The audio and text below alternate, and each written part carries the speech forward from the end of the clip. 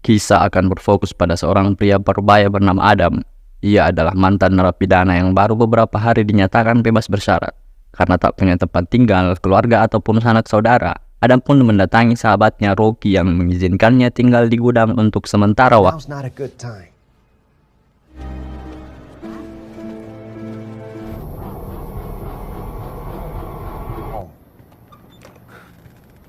Keesokannya, Adam menemui petugas untuk melakukan absen yang memang wajib dilakukan oleh seseorang yang bebas bersyarat. Yang meskipun Adam belum terlibat masalah, tetapi si ibu polisi memperingatkan agar Adam jangan pernah terlibat masalah apapun. Karena satu kali saja Adam muncul pengadu atau laporan perihal dirinya, Adam bisa langsung dijebloskan kembali ke penjara.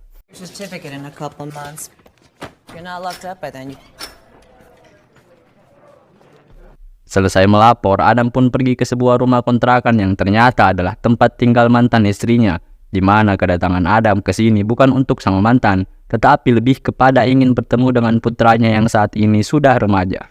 Namun setelah 13 tahun di penjara dan tidak memberi nafkah sama sekali, sang mantan tak sudi melihat tampang Adam dan langsung menyuruhnya untuk pergi menjauh.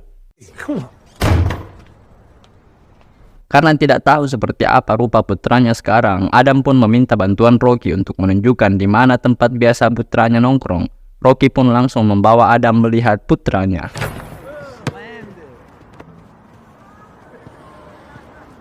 Dan inilah Jimmy, putra Adam yang kini sudah pemuda alias remaja, di mana Adam yang ingin berada di dekat dengan Jimmy pun memutuskan untuk ikut main basket bersama, tanpa memberitahukan siapa ia sebenarnya.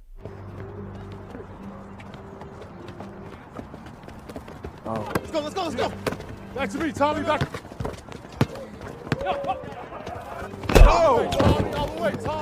Jimmy yang didorong oleh tim lawan hingga tersungkur, Adam pun langsung sigap membantunya berdiri. Bahkan Adam juga mengumpan bola kepada putranya agar bisa mencetak poin. Namun malah inilah yang dilakukan oleh Jimmy. Adam dengan cepat melerai keributan tersebut dan jelas lebih memihak kepada putranya, sehingga pihak lawan pun langsung memukul wajah Adam. Adam bisa saja membalas perbuatan bocah ingusan barusan, tapi Adam memilih membiarkannya dengan menimbang bahwa orang itu masih anak ingusan dan dirinya saat ini sedang masa percobaan dari penjara. Hal itu membuat Jimmy menjadi gregetan sendiri dan menanyakan kenapa Adam hanya diam saja seperti orang yang lemah.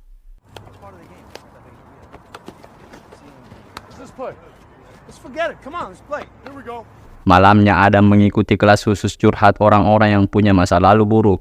Disinilah akhirnya terungkap bahwa penyebab Adam di penjara adalah karena telah menghabisi nyawa seseorang. Kasus yang berakhir dengan sebuah penyesalan luar biasa, mulai dari hidupnya hancur, rumah tangga berantakan, hingga Adam tak bisa menemani saat-saat indah bersama Jimmy, putra satu-satunya yang ia sayangi.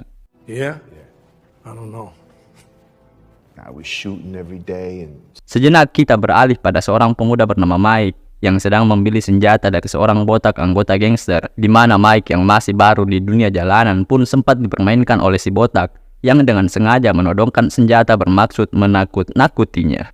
Real talk, snub nose, old school bro.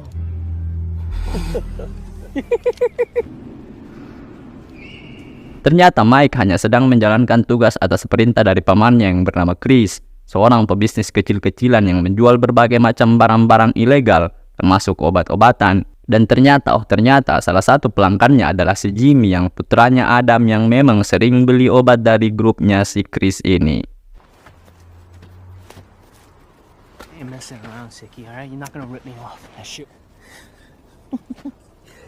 Mendengar Mike keponakannya sempat ditakut-takuti oleh si botak si penjual senjata tadi, Chris bersama asisten setianya pun langsung memberi pelajaran kepada si botak agar jangan pernah mengganggu keponakannya lagi.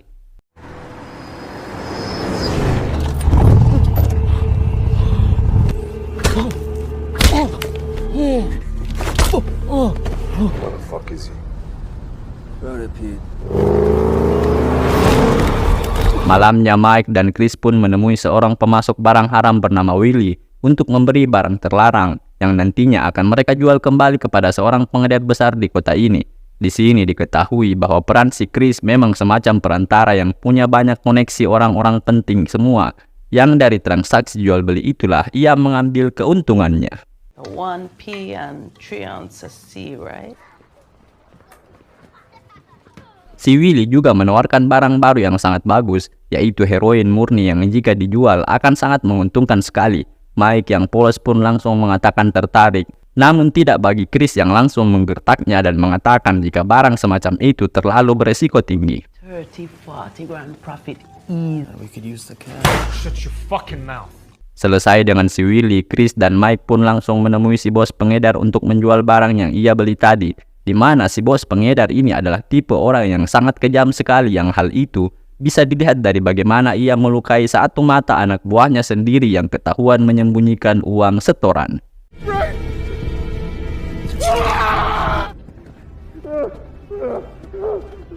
Beralih ke karakter lain yang bernama Ellie, adik dari orang yang sudah Adam bunuh 13 tahun lalu.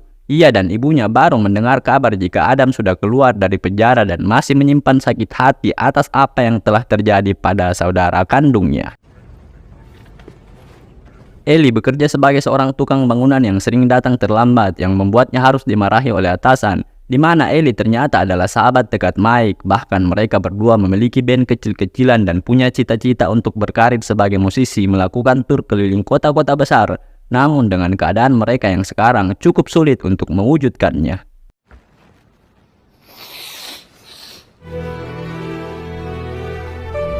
Selesai menemui Mike, Ellie menemui kekasihnya yang bernama Lori untuk mengajaknya makan malam bersama.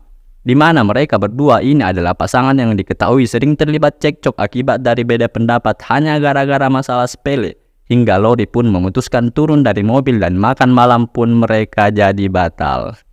Boy, come on! Get back in the fucking car, boy! Come on! Keesokannya, Mike mendapat tugas dari si Chris untuk membeli obat-obatan dari kelompok gangster, di mana Mike yang takut pergi sendirian pun mengajak Ellie bersamanya. Yang setibanya di lokasi, Mike langsung menggedor pintu dan Left sent me. di dalam rupanya ada banyak anggota gangster yang sedang berkumpul. Mike pun mencoba terlihat tangguh dengan mengatakan bahwa ia akan bertindak brutal apabila mereka berani macam-macam. Go get my money.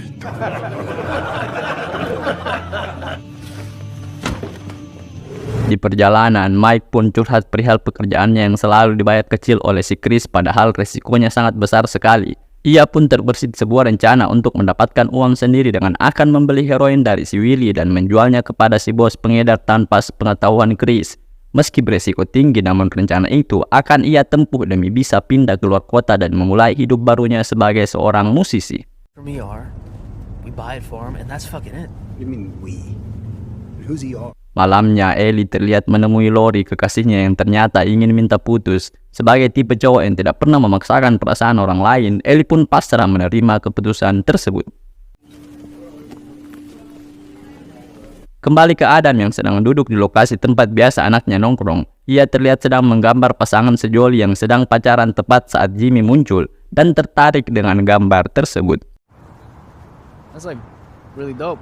Setelah berbincang sedikit tentang dunia seni rupa, Adam pun menyuruh Jimmy untuk meniru apa yang Adam gambar. Tanpa sepengetahuan Jimmy, gambar itu adalah gambar yang sering Jimmy buat waktu kecil, yang meskipun Jimmy belum mengetahui siapa Adam, tetapi momen ini sangat berharga bagi Adam. Me? Nah, I suck at it.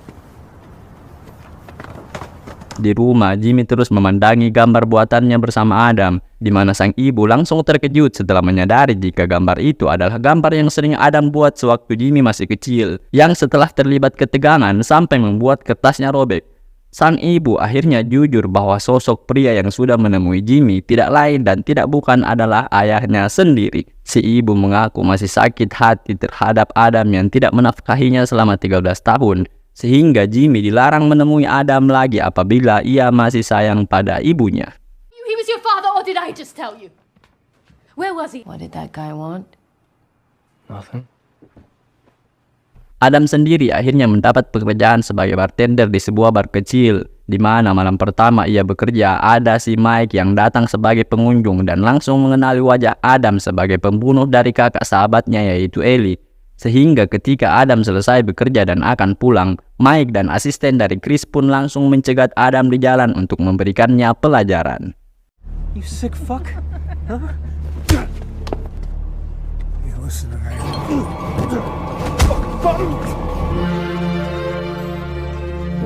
Beralih ke Ellie yang mengalami minggu yang buruk ketika ibunya terkena serangan jantung dan harus dirawat di rumah sakit akibat sang ibu yang tadi siang tak sengaja melihat wajah Adam di jalanan dan langsung shock setelah teringat dengan mendiang kakaknya yang dibunuh oleh Adam. Tak sampai di situ saja, Ellie kembali harus menerima fakta menyakitkan lain saat memergoki Lori pacarnya dan Mike sahabatnya sedang kerja kelompok di kamar yang pada akhirnya terungkaplah bahwa alasan Lori meminta putus adalah karena punya hubungan dengan Mike yang notabene adalah sahabat dekatnya sendiri.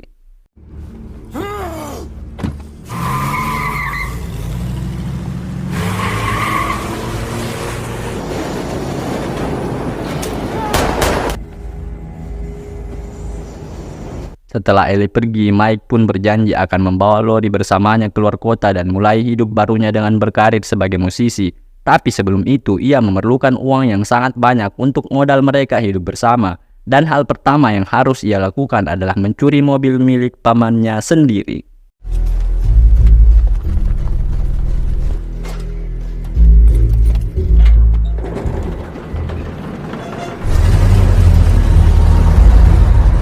Sesuai rencana yang pernah ia ceritakan kepada Ellie, Mike berencana untuk memanfaatkan kenalan pamannya yaitu si Willy dan si bos pengedar. Pertama-tama, Mike mendatangi tempat si Willy untuk membeli barang mahal yang katanya sangat menguntungkan sekaligus beresiko tinggi. Yang karena saat ini Mike tidak memiliki uangnya, ia berjanji akan datang lagi besok dengan membawa uang pembayarannya. Selanjutnya, Mike mendatangi si bos untuk membuat kesepakatan. Mike mengaku punya barang bagus berkualitas yang mantap dengan harga lumayan. Namun untuk bisa memilikinya, Mike meminta uangnya terlebih dahulu dan menjadikan mobil keris pamannya yang ia sudah curi itu sebagai jaminan apabila ia tidak kembali ke sini.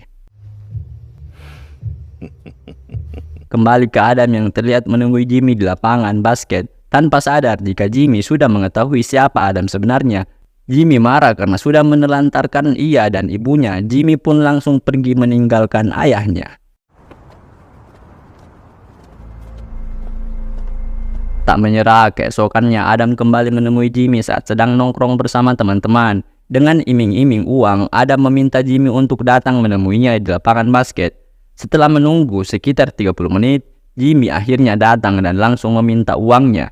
Tanpa basa-basi, Adam langsung menceritakan tentang alasan kenapa ia menelantarkan Jimmy dan ibunya. Bahwa ia sudah membunuh seseorang akibat perselisihan di masa lalu, yang mengakibatkannya harus dipenjara kurang lebih 13 tahun lamanya. Dan tak ada sedikit pun niatan Adam untuk menelantarkan istri dan anaknya.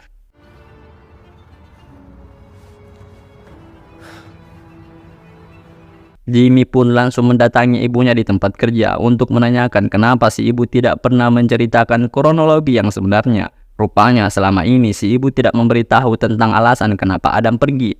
Ia hanya mengatakan bahwa Adam adalah seorang pembohong yang menelantarkan keluarganya. Tak pernah sekalipun ada cerita tentang Adam yang masuk penjara gara-gara bunuh orang. Sehingga mulai hari ini Jimmy akan selalu menemui Adam ayahnya meskipun si ibu terus melarangnya.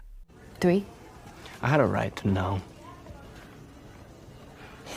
How could you lie? Dengan fakta bahwa anaknya sudah dewasa dan sudah tidak bisa larang-larang lagi, ibu pun mengizinkan Jimmy menemui ayahnya. Tapi sebelum itu, si ibu menelpon Adam untuk memberikan beberapa syarat apabila mau menemui Jimmy. Sekaligus meminta maaf jika selama ini dirinya terlalu keras kepada Adam. Mendengar hal itu, Adam pun terlihat sangat senang dan malam ini adalah malam paling bahagia selama hidupnya. Thank you, Donna. Bye. Beralih ke Mike yang terlihat ngedate dengan Lori. Tepat esok pagi mereka akan terbang keluar kota untuk memulai hidup baru bersama dan meminta Lori untuk pergi duluan ke bandara menunggu di sana. Sementara Mike akan menyelesaikan urusannya demi bisa punya uang untuk bekal mereka nanti.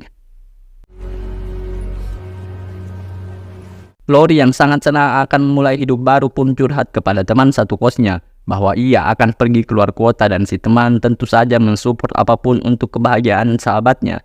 Di mana pada saat yang bersamaan Mike akhirnya tiba di depan gedung apartemen kediaman si Willy yang di situ ada seorang penjaga yang memberitahu bahwa si Willy sedang melakukan pertemuan penting di dalam. Sehingga Mike menitipkan uang itu kepada si penjaga dan memintanya untuk segera ambilkan barang yang sudah disepakati kemarin. Setengah jam menunggu si penjaga tak kunjung keluar membawakan barangnya, sehingga Mike yang merasa ditipu pun langsung masuk ke dalam dan... Your fucking buddy set us up. You're upset. Ya, si Willy ternyata sedang santai bersama anak buahnya dan sama sekali tidak ada rapat penting seperti yang dikatakan. Pada akhirnya Mike pun sadar jika semua ini adalah jebakan yang dibuat oleh si Willy yang sengaja ingin mendapatkan uang tersebut secara cuma-cuma setelah menyadari jika Mike hanyalah seorang bocah bodoh kemarin sore yang mencoba peruntungan dalam bisnis seperti ini. Alright, okay, yeah, yup. Celakalah Mike yang datang menemui si bos tanpa membawa barang yang dijanjikan.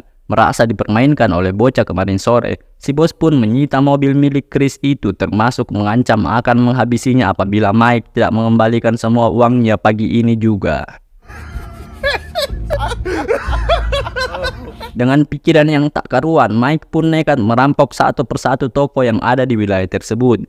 Di mana pada saat yang sama kita akan melihat si Ellie sedang mendatangi bar tempat Adam bekerja dengan maksud untuk membalas dendam atas kematian kakak tercintanya. Karena masih ramai pengunjung, Ellie pun tetap sabar menunggu sampai situasi sepi, di mana Adam sendiri sedang berbincang dengan Rocky perihal kebahagiaannya yang kini sudah baikan dengan sang mantan. Bahkan diizinkan bertemu dengan Jimmy, anak kesayangannya, yang tanpa sadar jika di situ ada sosok Ellie yang berniat buruk terhadapnya.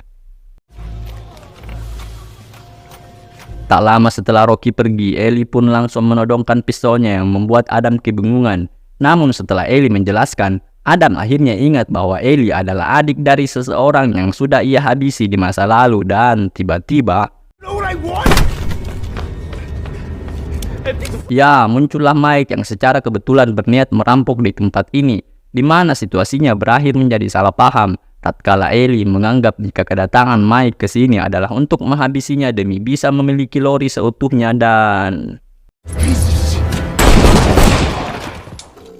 Mike akhirnya mati setelah tertembak di bagian kepala, sementara untuk Ellie, ia hanya mengalami luka tembak kecil di bagian paha. Tak ingin masalahnya terus berlanjut, Adam menawarkan kesepakatan dengan akan membawa pengakuan kepada polisi bahwa Ellie hanya mencoba membantunya dari perampokan. Tak hanya itu saja, karena Ellie terus menodongkan senjata, Adam pun mengaku bahwa ia sangat menyesal dan tak bisa mengembalikan kakaknya lagi.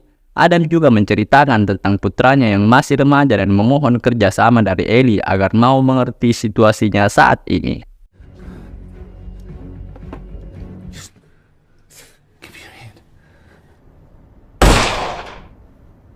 Sungguh sangat di luar dugaan, Ellie tetap menembak Adam hingga meninggal. Dari berita di televisi, pihak kepolisian menduga jika Adam telah menjadi korban perampokan saat sedang membela diri. Yang berita ini langsung sampai ke telinga Rocky, sang mantan, dan juga Jimmy putranya, sama dengan si paman Chris yang begitu terpukul setelah mendengar kabar terkait Mike keponakannya yang terpaksa merampok setelah dipaksa melunasi hutangnya oleh si bos. Sehingga ia dan asisten pun langsung mendatangi kediaman si bos dan melakukan pembantaian yang membuatnya harus dipenjara. It's too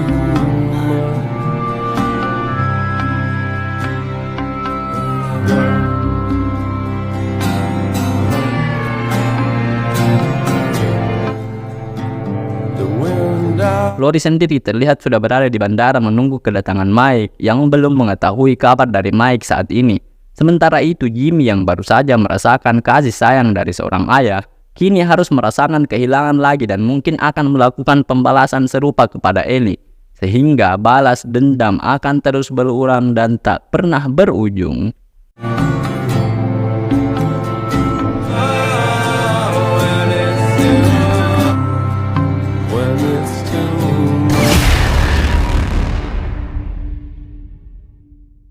Terima kasih telah menyaksikan alur film ini sampai selesai.